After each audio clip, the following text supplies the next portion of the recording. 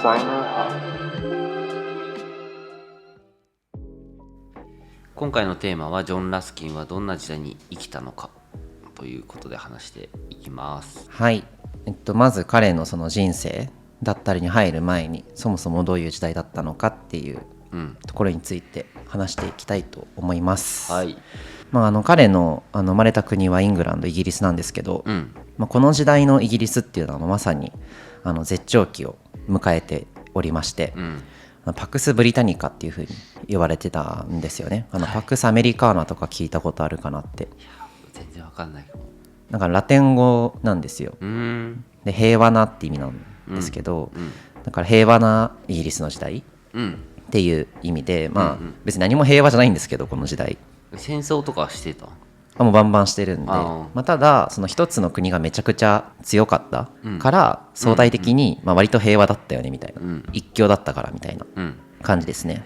がまさにイングランドがその覇権国として君臨してたっていう時代になります。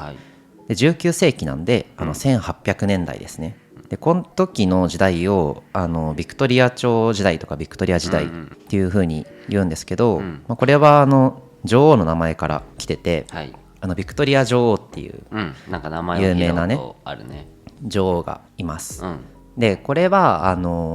歴史詳しい人とかならよくそのイギリスの王家の話ですよね、なんとか朝なんとか朝って聞くと思うんですけど、ここでいうビクトリア朝っていうのはそのビクトリア朝っていうものがあったっていうよりかは、このビクトリア女王が強すぎたので、その時代を表す表現としてビクトリア朝って言われてる。でこのビクトリア女王が即位してた時代っていうのが、1837年から1901年、めっちゃ長いんですよ。長いね。そう60年以上やってて、これが確か歴代でも1番 2番確かそれぐらいの長い間王様をやってたっていう。なるほど。台本にはね写真が載っかってるんですけど、そうだね、結構強そうですよね。強そうだね。めっちゃ強そうですよね。でロンドンの当時の街並みを乗っけてみたんですけど、200年前とは思えないぐらい、メインストリートかな。これどうなんだろう、まだ馬車だと、でも多分自動車っぽいのもあんのかな、ちょっとぐらいの感じです。この時ってそのなんか王様ってその女性がなるのって普通、珍しい？珍しいです、全然。イギリスはもともと女王が一応即位できる国ではあったんですけど、歴代でもそんなに女王っていうのは少なくて、やっぱり男女の差別は今よりもあるので、この時代に女王でここまで国が栄えたっていうのは、すごいことだなっていうふうには思います。これよく聞いたことあると思うんですけど、世界の工場っていう風に言われていた時代で、もうあらゆる世界中のものがイギリスで作られるっていう時代でもありました。で有名なので言うとロンドンの万国博覧会っていうのがあって、なんかどうだろう、写真とか見たことありますかね。いろんなあれですとか、当時日本のものとかも展示されてたみたいで、まさにそう新しいものとか技術っていうのがどんどんできてきた時代っていう感じですね。有名なロイター通信もこの時代に立ち上がってる、そうなんですね、っていう感じです。これってまだその蒸気の時代だよね。そうですね、蒸気機関が、出てくる時代でもあります。でもう植民地がもうとにかくすごくて、イギリスってすごい海洋国家、海の道を使って世界中いろんなところにつながったっていうところで植民地政策も進めていて、ちょっと当時のね、これだいぶビクトリア朝時代の後期の方ではあるんですけど、地図も持ってきてて、有名なところで言うとインドとかカナダとかオーストラリアとかニュージーランドとかを植民地として統治していて、アフリカもめっちゃ多いですよね。本当だ。そう、南アフリカとか、あとナイジェリアとか、エジプトっすね、あと、とかもそうだし、あとは、ミャンマー、ここね、アジアの国々もパプアニューギニアの方とかソロモン諸島とか、あの辺もイギリスの植民地だったっていう。すごいね。今ね画像を見てるんですけど、もうイギリスの旗だらけになってる。そう本当にすごい領域を支配してた大きな国。ブリテン島自体はね、小さいんですけど、日本と変わんないぐらいのサイズなんですけど、とんでもない領域を支配してたっていうのがわかるかな。海の力ですね、本当に。でまだこれは空使えてない時代だもんね。そうですね、飛行機はまだなので、ってっていう感じですすごいですねね。で、一応背景を話しとくんですけど、別にイギリスってずっとすごかったわけじゃなくて、どっちかっていうとその大陸からヨーロッパの大陸から離れたような田舎の地方の地域だったし、イギリスの前にはスペインとかオランダとかもう海洋国家の大先輩たちがいますよね。日本に来たザビエルとかああいうのも別にイギリス人じゃないし、でオーストリアが強かったりとか、他の国がすごく覇権を握ってた時代が長かったんですけど、イギリスが、いろんな成り行きがあって、ここで強くなったっていう感じです。いろいろ理由があるとは言われてるんですけど、まずジョン・ラスキンの時代の直前にフランス革命とか、ナポレオンとか出てきてるんですよ。でめちゃくちゃ戦争してるんですよね、ヨーロッパ中で。でここの戦場にまずなってないっていうのがいいね。そう強いと言われてて、イギリスも戦争には参加したんですけど、そう国土が荒らされたわけじゃないっていう、これ島国の特権というか強いところだなっていうのは。あ、そうなんだ。ごめんイギリスが俺よく分かってないけど島国なんだね。イギリスそうですよ。このブリテン島っていうのがこのヨーロッパのドーバー海峡って言われますけど、そうそうそう。あ、そうなんだね。へえ。そうですね。でもあれだよね、距離的にさ、なんて言うんだろう、めっちゃ近い。日本ってさ、すごいさ、もう島国だからさ、でもなんかヨーロッパって見た時にさ、いろいろこう近いなっていうイメージがあるのね、地図見たりして。近いですよ。そうだから結構戦争ってなったら結構横隣とバチバチやる感じのイメージだったから、島国っていうのがね、いまいちイメージ湧かなかった。でもイギリスもそれは多分分かってて、その海岸線の、上陸されないようにめちゃくちゃ防衛頑張ってたっていうのがあるから、歴史上ほとんど侵略されてないです、イギリス自体は。ナチスとかもこの後の時代にそうか、結局ロンドンを落とせなかったわけで、っていうのはありますね。ただ日本よりも大陸に近いよねっていうのはおっしゃる通りで、なんかね泳いでいけるらしいですよ、ドーバー海峡。そうだよね。そう日本海は泳げないよね、みたいな感じらしいです。であと、これ伝統的になんですけど、王様にあんまり権力がなかったんですよね。議会政治がすごい強くて、だからそういう意味では民衆の方、民衆だったりとか、あとはその中流階級の人たちにその富の蓄積がすごくあったっていうふうに言われていて、で資本主義ちょうどこの時代に勃興してきますけど、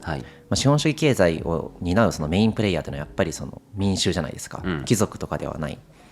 そこにすごく富が集まっていたっていうベースがあったっていうのがすごい強いっていうふうには言われてます。であとこの時代にその農業の生産性とかもすごく上がってて、人が余っちゃうんですよね、田舎のその地方の耕してる人たちっていうのが。でどんどん都市部に流れてきて、工場のその貴重な労働力になるっていう、そういった背景があったりして、イギリスの経済がすごく膨れ上がって、で結果軍事力も強くなってっていう流れで、このとんでもない世界地図が出来上がるっていう。うまくね回してね、ちゃんとそれをこう海にも生かしてみたいな感じそうそうですね。だからもう昔からその海に強かったので、やっぱり島国である以上、っていうのもすごく背景としてあったのかなっていうふうに思います。でヨーロッパ全体を見ても、すごくまさに栄光の時代と言われるぐらいには発展していて、アメリカがまだ出てくる前なんですよね。すでにアメリカはあるんですけど、独立しててね、イギリスから、ですけどまだアメリカが中でこう揉めてるみたいな時代、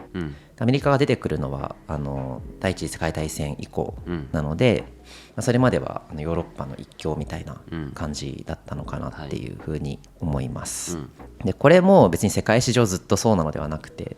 僕たちは割と欧米側のそのなんていうのかな、教育を踏襲しているので、基本世界史って、日本史も学びますけど、世界史としてはやっぱりヨーロッパの欧米の歴史を僕らはメインで学ぶから、ずっとヨーロッパ強かったのかなっていう印象を持たれてる方ももしかしたら多いかなって思うんですけど、ずっとそのモンゴルとかがめっちゃ強くてね、大きい帝国作ったりとか、なんかイスラム勢力にずっとこう、特にヨーロッパの東側は圧をかけられてたりとか、さらにその先には中国っていうめちゃくちゃでかい国があったりとか、ヨーロッパがこの世界の中心になるっていうのは、ようやくこの時代からっていう風に考えても別に間違ってないかなっていうふうには思ってます、うん、で、この時代を象徴する言葉としてベルエポックっていう、ベルエポック、ベルエポックっていうフランス語で美しい時代っていう意味らしいんですけど、っていうのが、流行る、これはフランスのそのパリの華やかな様子っていうのを最初表現した言葉だったらしいんですけど、そのまま広がってヨーロッパのその全盛期を象徴する言葉としてベルエポックっていう言葉が出てきてたりとか、これはアメリカが出てくる、そしてあれですね、第一次世界大戦でまた国土が荒れ果ててしまうので、ヨーロッパ諸国はそこでまたいろいろ困っちゃうんですけど、それまではベルエポックって言われる時代らしいです、でやっぱり戦争もすごく多くありました、この時代に帝国主義っていうのが出てきますね。まずエンペリアリズム、もうアジアとかアフリカとか、あとアメリカですね、南北のアメリカに植民地をたくさん作ろうっていう動きはあったし、みんなが知ってるような戦争もこの時代にたくさん起きてます、アヘン戦争が1840年、1853年にはクリミア戦争、でアメリカさっきもめてるって言ったんですけど、南北戦争があったりとかもします、なので、世界的に見てもその戦争の規模がすごく大きくなってるし、これは技術も進んだからっていうのはあるんですけど、だんだん雲行きが怪しくなっていくっていう時代ではありますね、でなんとなくこの時代の、政治的な背景みたいなところも触れとくんですけど、フランス革命があったじゃないですか、でフランス革命って民衆の力で絶対王政を打倒したみたいな、単純化するとそういう話かなって思うんですけど、この後そのフランス革命の後ですね、ナポレオンが出てきて、もうヨーロッパ中でバーッと暴れ回るわけですよ、でなんかそれを、みんな疲れ果てちゃって、もうフランス革命以前に戻そうっていう、王政に戻そうみたいな流れになるわけですよね、で結局フランスとかも一度こう民衆が力を持つんですけど、また王政に戻ったりとか、それでまた共和制になったりとかいろいろこうごちゃごちゃするんですけど、やっぱ一度こう自由をしかも自分たちの手で能動的に手にしたみたいな経験をするわけじゃないですか、フランス国民っていうのは。やっぱ一度そこで自由を手にしちゃった民衆のこうエネルギーって強くて、で結局そういう自由主義みたいなものだったりとか、そのナショナリズム、これは自分たちの国だから自分たちで変えていくんだっていう、こう国に対する愛情みたいなものが出てきて、それがいわゆるこう国民国家みたいな、今僕たちが国って聞いてイメージするもの、概念っていうのがこの時代にすごく、たくさん出てくる、でこれはその王だったりとか貴族からすると困ったことなんですよね、なんですけどそれがやっぱ民衆からこうボトムアップ的に出てくるっていうすごく混乱した時代だったっていう風な見方もできるかなと思います、で一方その頃日本はっていう話なんですけど、めっちゃ江戸時代ですね。そうだね、だいぶ海はでも渡るのか、渡ってるか、いやそもそも遣唐使とかいた時点で手段はあったのか、海はそうずっと渡れるけど、鎖国してますよね、この時ずっと、でなんかこの辺のヨーロッパの情勢も江戸幕府の耳には入ってたっていう話が有名なんですけど、そうけどあえてそこを別に日本に住んでた人たちは全然知る由もないっていう感じではあります。この19世紀のさっきの、帝国主義の流れで、ペリーさんが来て、開国を迫られて、っていうのがあって、日本もそこから幕末があって明治維新っていう、明治維新はこの19世紀に起きてるので、日本もすごく激動の時代、そうだよね、この欧米の都合に巻き込まれる形で世界に繰り出していくっていう、いや良いですよ、そういった時代ですね、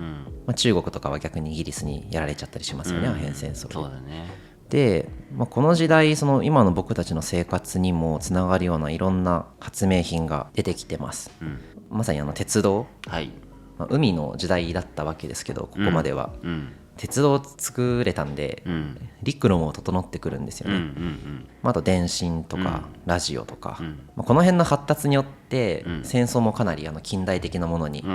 なってきますね、鉄道あるだけですごい物量と人間を遠いところまで安全に運べるっていうのもあるし、ラジオもそうですよね、遠いところに作戦を伝えられる、命令できるっていうのがあります、であとはこう電球とか発電機とか、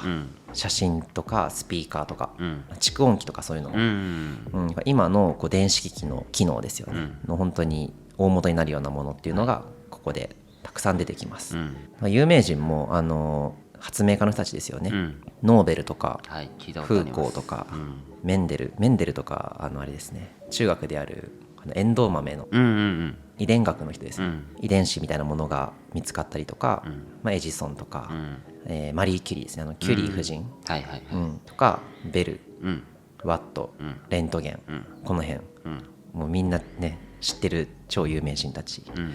ですけど、この人たちも19世紀の、時代を生きた人たちはいです、うんこんな時代背景なんですけど、はいどうですかね、世界史あんまり得意じゃなかったり興味ない人でも知ってるような事柄がたくさん起きてる、そうだね、時代かなって思いまうす、んまあ、そのジョン・ラスキンに注目した時に、まあ、まだ生まれる前がまあどんなことがあったかっていう話だったと思うんだけど、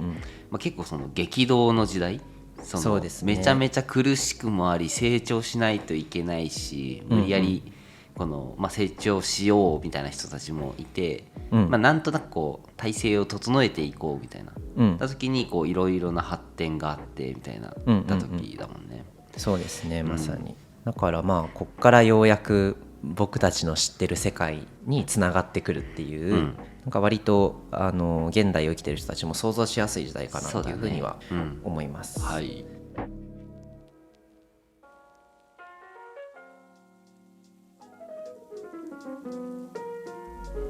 はい、で、まあ、時代背景はそんな感じなんですけど、もうちょっと産業革命という出来事について解像度を上げていきたいと思っております、でさっきも話にあったんですけど、まず大きかったこととしては、まあ、電信だったりとか鉄道だったりとか、あと造船技術、大きいものも作りやすくなったんですよね、機械が発展したから、これによってやっぱり交通機関がめちゃくちゃ充実した、本当の意味でのこうグローバリゼーションみたいなものがここで進んだっていうふうに思っていて、まあ、よく産業とかね戦争とかそっちの方に注目しがちなんですけど、旅行みたいな概念もここで生まれるんですよ、そうエンタメがね、ツアーみたいなものとかね、だし、その海外のもののその輸出入がしやすくなるので、ヨーロッパにないものみたいなものがどんどん民間に流れてくる、ここでその大衆の文化っていうのが広がっていきます。ああ、いいですね、で経済的にもすごく余裕がある人は余裕があるので、その嗜好品みたいなものとか、そもそも必要だから買う、お腹減ったからパンを買うっていうところから選んで買うみたいな、これが好きだからこれを買うんだみたいな、なんかそういった大衆の文化風潮が出てくるっていうのがこの時代です。なるほどな、喧嘩ばっかするんじゃなくて、友達になりましょうみたいなのでこうね、いろいろ交流をしに行ったっていうのもあるんですね。まあ、でも、そもそも利益になるしねっていうそうだね、のもありますね、だってこの時バリバリ奴隷とか働かされてる時代なんで、そうだよね、コーヒーとかチョコレートとか紅茶とかのそういった嗜好品っていうのも、その奴隷産業としてね、そういうのが背景にあってすごく流通します、そのおかげで民間人も買えますみたいなのがあります、で、有名な話ですけど砂糖を紅茶に入れますみたいな文化もここで発展しますね、カフェインがあるから睡眠不足でも働けるし、糖を効率よく摂取できるので、午後もバリバリ働けますみたいな、なんか僕たちが想像するような雅なものではないんですけど、そもそもね、だって中国では砂糖入れないわけで、そういったものも出てくるっていうのはありますね、だからお茶組みたいな文化もここで、なんか当時のねその工場で、あまり力仕事できない女性が働く男性たちに片っ端から紅茶を入れてって渡すぜみたいな、なんかそういったのも出てきたみたいです、あれ水とかもできたのこの辺だっけ？水？ミネラルウォーターじゃないけどさ、なんか昔はさ、なんかビール飲むとかさ、そういう感じだったけどさ、ビール飲んで仕事ができないからさ、何か飲むものっていうので、なんかその水を飲む、その綺麗な水飲むみたいなのがあった。どうなんだろう、工場でそれがどれぐらいあったかちょっと分かんないけど、でもたださっきの紅茶の話で言うと、なんかその水が汚いから紅茶にしちゃえっていうのあったらしいですよね。そうなんだ。濁った水飲むよりね、確かにね、とか臭い水を飲むよりさ、紅茶の香りがついた方が飲みやすいじゃんっていう、これとかももともと中国でしかお茶って生産されていなくて、そうですよね。そうこれをその植民地にしてたそのインド帝国があるので、そこでのこう栽培をうまいことやって、成功させてイギリスに持ってくるっていう。なるほど。それでめっちゃ流行ったっていうのがあるらしいですね。そうなんですね。はい。で今では考えられないようないろんなその弊害も出てきます、その着色料とかかさ増しして商品作っちゃえみたいな、その商品の品質がすごく下がる。それはなんか経済合理性を考えすぎた結果っていうところだと思うんですけど、そういったものも問題として出てきます、でやっぱりその都市の在り方とか国の構造ってやっぱりここで大きく変わるわけですよね、で人口がまずめっちゃ増えます、1750年にイギリスの人口が600万人いたらしい。多いね。でもどうなんだろうね、当時江戸100万人いたらしいですけどね、って考えると日本が思ったより多いって話なんですけど、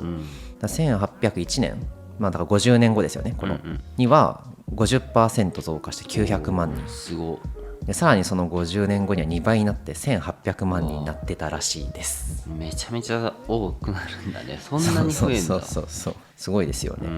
で農村からあとその都市へのその移動っていうのも進んだので、もう単純に人口密度が上がりますよね。都心というか都市への、都市の人口密度がすごく上がる、東京に集まるみたいなことを、そうでここで初めてその生活と仕事みたいなものが分離される。その生活をするための家庭っていうのと、働くための職場っていうのが生まれますよね、今までってそれが、農村だとさ、朝起きて生活するのも家だし、仕事をするのも手仕事だったりとか、農業をするとかっていうのもやっぱ家でやることだから、生活と仕事っていうのが一緒だった、多分あんまり仕事っていう概念がなかった、なんですけど、この時代になって住んで工場に働きに行って帰ってくるみたいな、今の価値観っていうのが生まれてくるっていう、そういった感じです、でもうやっぱりすごくこれがその労働者階級にとってはなんていうんですかね、待遇が悪いというか、すごく劣悪な環境で働かされて、その家庭への影響っていうのがすごくあったみたいで、なんか僕が割とびっくりしたエピソードとしてあるのが、子供も同じように働かなきゃいけないわけですよ、稼ぐために、女性もそうですよね、なのでなんか両親に対するこう見え方もやっぱ変わっていて、子供からするとなんか自分の家っていうよりも、その下宿、大人がいて、で自分もそこに住まわせてもらってて、ただそこの食費とか部屋代っていうのを自分でやんなきゃいけなくて、強いね。まさにその住まわせてもらってるみたいな、あまりこう家族的なこう結束みたいなものがないような、なんか今の価値観で言うと全然家族に慣れてないような、なんかそういった状態が割とデフォルトであったらしい。そうなんですね。だし食事の環境もやっぱりすごく悪くて、もうなんか本当に腐りかけのとか病気で死んじゃった動物のお肉は食べれないし、オーガニックじゃないような、体に悪いような、そういったレベルの低いこうベーコンが入ったような、あと水だけみたいなスープ、だったりとか、なんか本当に皮が分厚くて痩せ細った株だったりとか、なんかそういったものを食べざるを得なかった、ゴミ捨て場にあるものを何か食べれそうなものがあると喜んで食べたみたいな、またその辺の道端の野草とか雑草とかそういったものを食べてたみたいな、なんかそういった環境があったらしいですね。想像できないですね今ではね。いや本当にだし、さっきもちょっと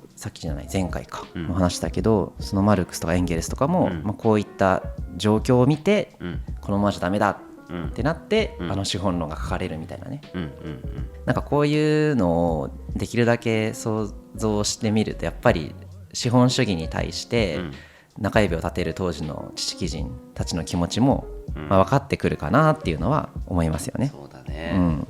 だからもうこの時代は今でこそね、8時間勤務みたいな感じですけど、もう14時間とか15時間とか働かされる、起きてるうちはね、もうやってって感じだもんね。そう、もうずっと働いて、で、寝る時間が一応あり、起きたらまた働くみたいな、